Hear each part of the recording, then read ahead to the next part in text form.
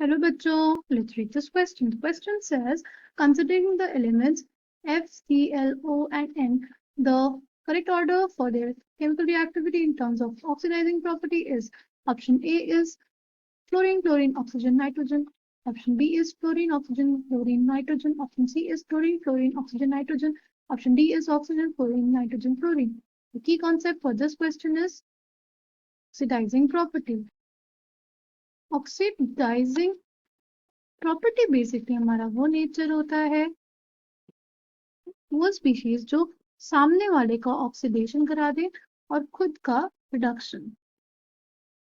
ठीक है, खुद का रिडक्शन और जो हमारे सामने वाली स्पीशीज है उसका ऑक्सीडेशन। ठीक, तो हमारे पास क्वेश्चन में दिया हुआ है फ्लोरीन, क्लोरीन, ऑक्सीजन और नाइट्रोजन।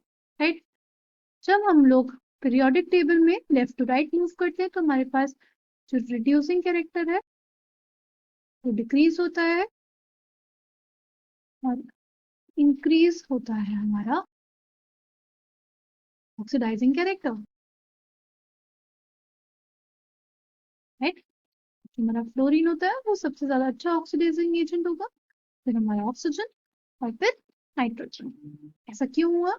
इट्स बिकॉज जो फ्लोरीन है वो उसका साइज छोटा है और उसका जो मतलब न्यूक्लियस है वो इलेक्ट्रॉन्स को एकदम टाइट से पुल करके रखता है, इफेक्टिव न्यूक्लियर चार्ज बहुत ज्यादा है उसमें। राइट, तो वो बहुत जल्दी इलेक्ट्रॉन को एक्सेप्ट करता है।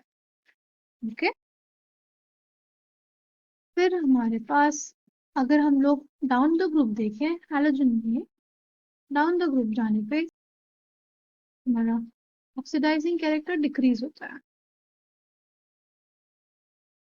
ऑक्सीडाइजिंग कैरेक्टर अगर डिक्रीज हुआ तो हमारा जो फ्लोरीन है वो बेटर ऑक्सीडाइजिंग एजेंट हुआ क्लोरीन से। राइट, और अगर हम लोग बात करें क्लोरीन और नाइट ऑक्सीजन, ठीक है, तो जो हमारा ऑक्सीजन होता है वो बेटर होता है ऑक्सीडाइजिंग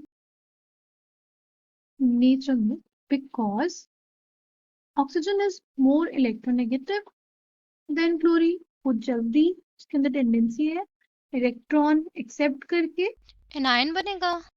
अगर हम लोग ऑक्सीडाइजिंग नेचर देखें क्लोरीन और नाइट्रोजन का, तो क्लोरीन जो होता है वो ज़्यादा इलेक्ट्रोनेगेटिव होता है, इस वजह से हमारे पास ऑक्सीडाइजिंग नेचर क्लोरीन का ज़्यादा होता है। हमारे पास जो ऑर्डर आएगा वो आएगा फ्लोरीन, फिर ऑक्सीजन, फिर क्लोरीन और फिर हमारे पास nitrogen. Coming back to the question, the correct answer for this question will be option B. I hope you understood it well. Thank you and all the best.